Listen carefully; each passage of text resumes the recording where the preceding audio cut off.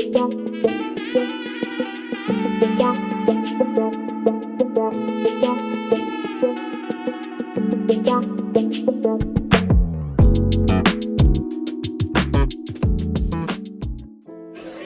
me and Brie at a chicken joint in Manhattan. We've just attended Beyonce's Renaissance tour tonight, but unfortunately the performance won't be memorable for the right reasons.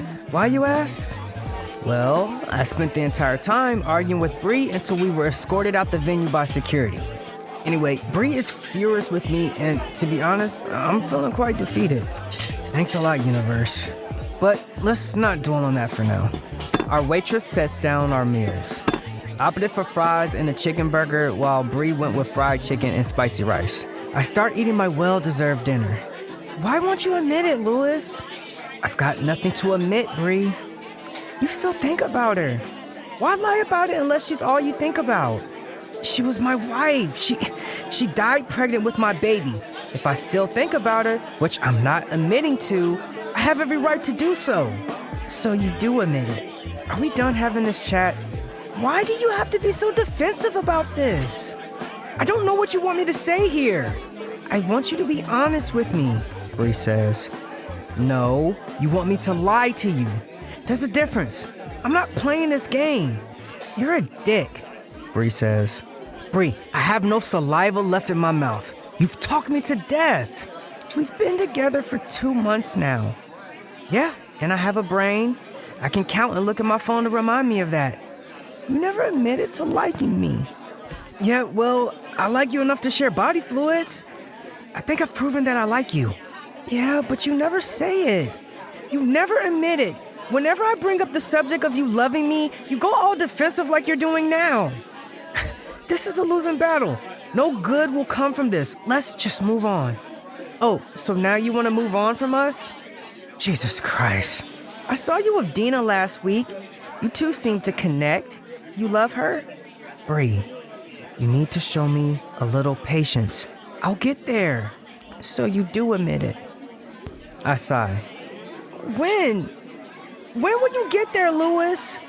I don't know exactly when, but we will. At times, I find myself wondering if you can genuinely love me. Like, am I the one you can't imagine living without? But sadly, the response seems to be hell no. Brie, you're being irrational now. Don't tell me how I'm feeling. Well, look, what do you want from me here? I'm trying my best to have a rational chat, but you're acting more like a rugrat. I want you to talk to me, but instead you're making me feel like your heart belongs elsewhere. Look, Brie. But Brie cuts me off. Louis, I want to be the reason you smile in the morning and the one you turn to in both joy and sorrow. As do I. We're on the same page. I also don't want to be a second choice to Lily. Just please let me in. Let me show you the depth of my love. This is an ambush. There's a million snipers shooting at me from every corner. Louis, I won't force you to say anything now, but give your heart the chance to show you what we have is worth embracing. I get up from the table feeling overwhelmed by emotions. I start walking away, leaving Brie sitting there, tears streaming down her face as she watches me walk away.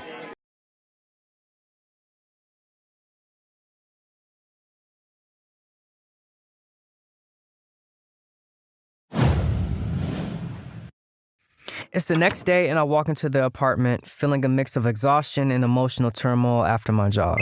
Just as I catch my breath, my phone starts ringing and I see Sean's name on the screen. I answer and he pops up on video chat.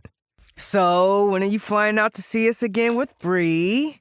How about never? I say. Regina and I were talking about it and we think you guys make a cute couple, Sean says. I frown, feeling the weight of recent events still pressing down on me. Trouble in paradise? Sean asks.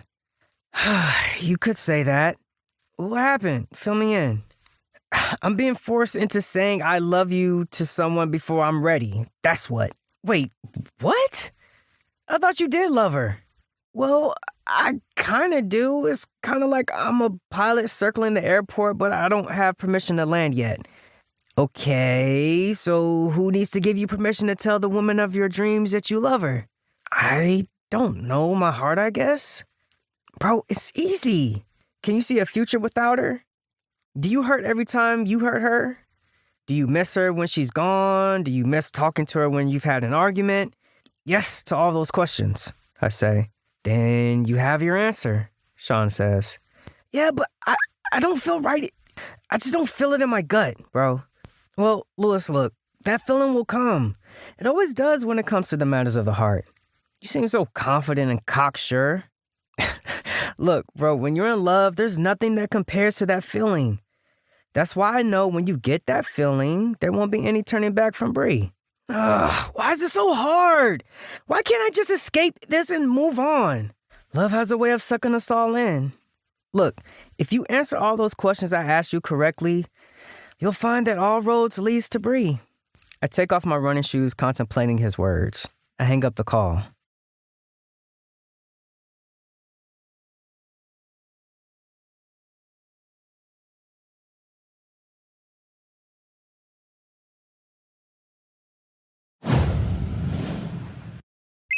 "20 minutes later, I'm trying to read a book when I get a call from Sean.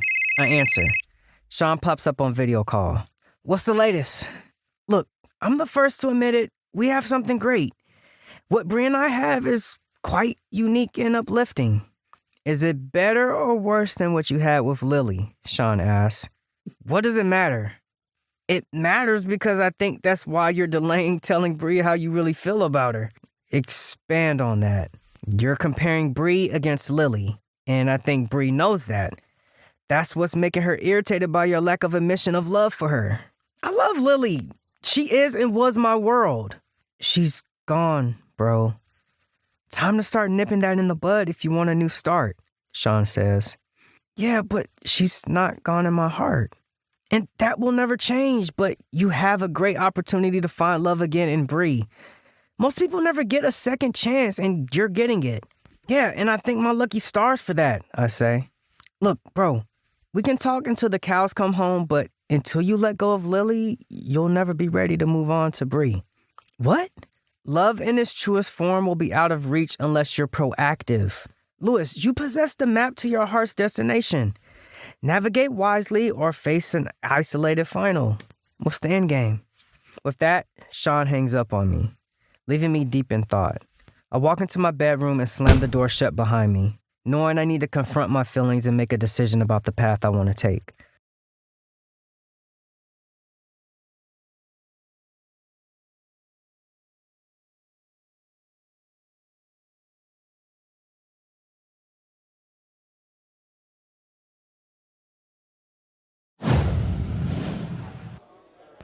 I step into the sophisticated lounge of a Manhattan bar. Nestled in the heart of Manhattan, the bar exudes an air of timeless elegance. The lounge, adorned with dark mahogany and plush velvet, is softly lit by ornate chandeliers that cast a golden hue over the patrons. Art decor accents hint at the city's storied past, while sleek modern touches remind visitors of its ever-evolving nature. Soft jazz wafts through the air, merging seamlessly with the low murmur of conversations and the clink of glass, creating an atmosphere of intimate luxury where the city's elite come to unwind and converse. Across the room, a familiar face behind the bar catches my eye. It's Dina, the same Dina from episode 1. Now she's a part of the bar staff, a position I helped her secure by exchanging a few of my paintings with the bar manager. Those very paintings are now valued at a staggering $250,000 on Christie's auction site. I approach the bar. There's an unmistakable tension in the air, an electric charge. Dina, exuding confidence and allure, looks up, her gaze locking onto mine. Well, if it isn't a blast from the past. We share a fleeting, intimate moment as I lean over the bar and our lips meet briefly. Is this really you standing here? Just weeks ago, you seemed to have vanished off the face of the earth. It felt like you disappeared completely. What's drawing you back, Lewis? Life's been eventful. Say more, please. I'd rather not. How's embracing your new truth? Finding joy in the arms of women? Lewis, that's none of your business. But since you asked, let's just say there's a certain kind of magic only a woman can awaken in another. I laugh. Good for you. But it also kind of makes me want to be in the room. Weird, right? Ignore that. I know, it's weird. You seem sad. Let me help. I'm not sad. I'm just happy that someone's finding their heart's desire. Oof, that tone. What's it about? Last time we chatted, you were seeing someone. Whiskey and a soda, please? Dina chuckles, her eyes twinkling with mischief. Really? Playing the mysterious James Bond card now? You're too lame for that move. I can't help but join her in laughter. Okay, enough games. Something's eating you up. It's clear as day. Out with it. Let's just say words aren't coming easy these days. I just need a break, I say. What is it? A complicated romance? Someone after one of your priceless art pieces again? Or is it more sinister? Drawing a deep breath, I relent. I have been seeing someone. The first since Lily passed? Yeah. How deep is this new relationship? Deep enough to feel something I'm not prepared for? Love, you mean? Am I that transparent? To be honest, it's a universal male dilemma. You won't believe how many men unload their love woes to me here. I smirk. I just don't want to cause her pain. See, that's the thing. You're both in this vulnerable place, scared of what might happen if you take that next step. Expand, please. You're scared because of the loss you face with Lily. When everything seems so perfect. That's why you refuse to commit to your new chick. You're a great mind reader. You should charge people for that skill. Louis, look, you've got to stop holding yourself back. You shouldn't trap yourself by comparing both relationships. Seize the moments that make you feel alive. This new woman in your life, Brie, I say. Brie, yes. She brings you to life, doesn't she? Makes you feel whole again? Yeah, she does, but is that a good thing? Many never find that feeling. You found it. Seize the day. Seize the moment. Seize your girl. Impressive monologue. You ever considered a career in motivational speaking?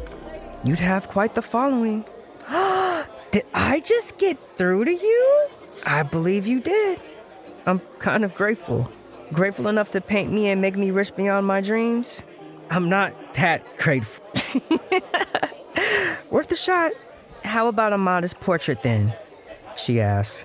I can manage that, but I'll need you to stand still for, 10 hours or so. Hours? At that rate, I might as well become rich from standing fees. That's the spirit. Now, how about a quick doodle on a napkin instead? I hate you. We both laugh. Thank you, friend. You're welcome, friend. Dino ruffles my hair. We both laugh again. Oh, here's a question for you. Have you said those 3 words to your new love? Look, within 3 days of meeting her, that's why I proposed, Dina says. Really? You proposed to her? Maybe don't get any wild ideas about proposing to Brie. You're not there yet. Yeah, sounds about right. Our laughter fills the room, and Dina leans over to kiss me on the cheek affectionately. Suddenly, her expression changes, her eyes widening as they lock onto something or someone behind me. I follow her gaze and turn to find Brie at the door, her hair and clothes soaked from the rain.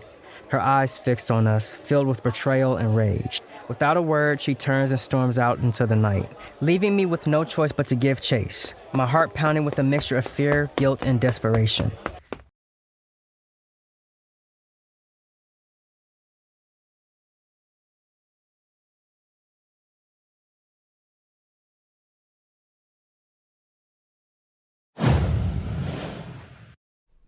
Brie enters her living room in the front door, about to secure it. Before she can, my foot halts its progression. Undeterred, Brie continues walking, now heading toward her open-concept kitchen. She snatches a glass, filling it swiftly with water, which she immediately drains. Then she fixes a fierce glare my way. Just how long have you been seeing her? A sly grin plays on my face, but I say nothing. Answer me, how long? I maintain my silence, further infuriating her. So you've been fucking her behind my back? How was she? Good, I hope. Another smile. It's becoming clear. The raw emotion, the fiery passion, the undying connection, it all points towards the fact that I'm deeply in love with Brie. So you come here to tell me it's over and that you've chosen Dina? Brie looks teary. She turns her back to me. I walk over to her. She has her back to me. I try to pull her to me, but she turns around and socks me in the gut.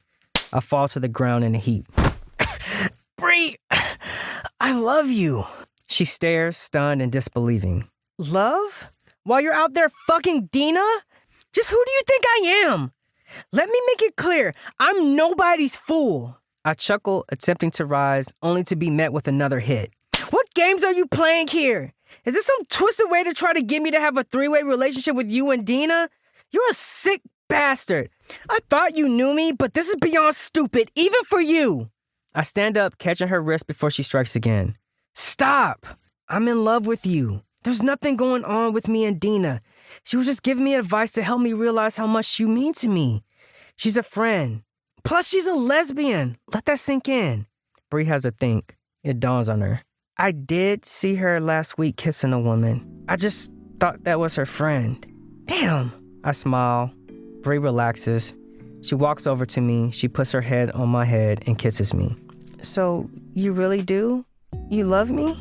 I would have said so even without the punches, I swear. Be serious with me, Louis. Do you love me? Yes, I love you. Like an enduring song that forever lingers, echoing with each other's heartbeat, stirring emotions and memories every time it's heard. Did you search for that line earlier, knowing this moment would come? No. Those words are straight from my heart. I thought you knew me. Brie narrows her eyes playfully. Okay, I might have done a little research, but that doesn't make it any less sincere. Brie laughs, sealing it with another kiss. So, where do we stand? What's next? Now? Well, we walk this path, united, living every shared moment, embracing the highs, enduring the lows with transparency and courage. So right now we need to explore this journey with all its highs and lows with the same honesty and vulnerability we've shown today. Overwhelmed, Brie's eyes moisten. Look, Brie, I don't have all the answers, but I know that with you by my side, I'm willing to find them. Brie looks emotional and teary. Every story has its twists and turns. Let's write ours with courage and love. Brie kisses me and hugs me. We hold each other for a beat, and then my phone rings. Oh, it's Andre. I promised to update him. Answer it. Go on. My phone lights up, displaying a jarring New York Times headline alongside a photo of Brie. It declares, Brie Holland, known for her ties with artist Lewis Williams, unmasked as a possible fraudster. I hand the phone over to Brie, and as she reads, her expression crumbles. Disbelief and betrayal cloud my thoughts, and I walk away without a backward glance. Left in shock, Brie eventually sinks to her kitchen floor, overcome with emotion.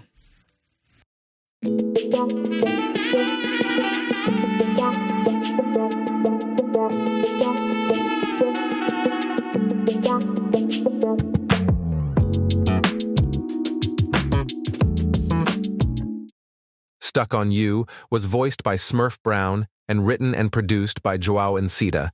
And if you enjoyed this series, be sure to check out its predecessor, Be My Baby, also voiced by Smurf Brown. You can find That Love Podcast on Twitter at @thatlovepod and on Instagram and Facebook at That Love Podcast. Thank you for listening and have a great day.